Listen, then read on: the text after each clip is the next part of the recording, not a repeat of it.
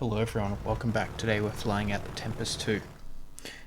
Today what I want to focus on is target selection and situational awareness. So Tempest 2 is not a fantastic aircraft. It's okay. It's got 4 Mark V Hispano cannons, so reasonably good firepower. It's quite fast, but it is a bit of a brick. It doesn't turn particularly well, and it doesn't climb particularly well either.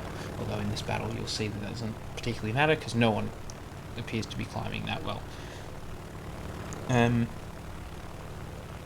So, target priority in War Thunder. The way that I generally fly my battles is I will try and get as much energy as possible and then start taking on the highest enemies in the game that I am approximately equal or better, have a better energy state than, depending on the aircraft. Right? If I'm in a 0, then I'm going to be less concerned about fighting someone with an energy advantage, because if I can bait them to turn fight, then it's still winning for me. If I'm in a 190, I'm going absolutely nowhere near someone that's above me. So we've got a couple of early targets appearing, FW190, Yak-3U down low. I start to turn over to the 190 because he starts approaching my teammates. You can see he's going up against an E6M5 there. Then I turn my head, we see a Yak, the Yak-3U again, is turned in, F4U, and then 5 P-47s over there. I immediately know that that's probably going to be the bulk of the enemy team, and so I should start going that direction. Obviously I'm a little bit higher than them. P-47's not known for climbing particularly well, and so I'm just going to look to see if I can shepherd them down to the deck and reduce their energy state so I can get my teammates involved as quickly as possible. Most of my teammates are actually on the deck at this point, having chased 3 TU2s and a TU1. Okay, so initially I'm looking at going at those 2 P-47s that are way off in the distance towards the A7M, but I make the quick decision that I probably need to help out here first and have a bigger impact. I've got a Spitfire and one more Spitfire up with me.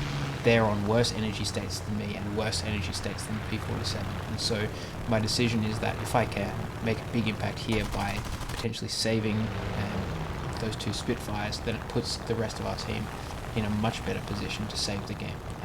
I look behind me just to track the position of those other 2 P-47s. I can see that they've started to engage the A7M. They're diving down, which means this gives me the excuse to also dive down. Chase missed my first shots on the P-47. Thankfully he levels off to get a shot, and we're able to get him out of the match. From this point, I'm looking around and seeing that there's a P-51 up high, that P-47 obviously over there, but he's got an enemy on his tail, so he's not a threat. So the next best thing I can do in this game is to start helping my other engaged fighter. It's an A7M fighting with 2 P-47s, so my goal here is to come in and disrupt to make sure that hopefully the A7M can then get on their tail and go head on with a P-47 before he's able to pull in. We get the shots away, roll out of the head on, and he eats a face full of lead. We then dive down on the P-47, deal some damage, critical hit. Our teammate also takes his wing off, so that's another quick assist, and now we loop back over on the P-47. What you've probably noticed over the last couple of minutes is I've kept checking around me to see who's where. So I know that there's no enemies in sight, so I can start to focus on this P-47, and our teammate does some damage, and then we get the aircraft takedown. Now we go back to gaining energy, and we look at P-47 up high, but he appears to be going after friendly bombers. So this game worked out a little bit differently to what I expected at the very start. My original plan was to go for those 2 P-47s that had the highest energy state of the 5, but what very quickly happened is I changed my mind. The reason why I did that is because an A7M is probably going to be okay against 2 P-47s with a significant energy advantage, because the A7M is quite nimble. If anything, he's at least going to draw the P-47s down to a lower altitude, so they're going to start dumping some energy. I had 2 Spitfires that had less energy than the P-47s that were directly below me, and so I made the decision that saving my teammates, or at least assisting my teammates in the battle, would be a better use of my resources with the hope that then after that fight we could go and help our A7M. And that is indeed what happened. We were able to finish off those two P47s quite quickly and then move over to help the A7M with the other ones.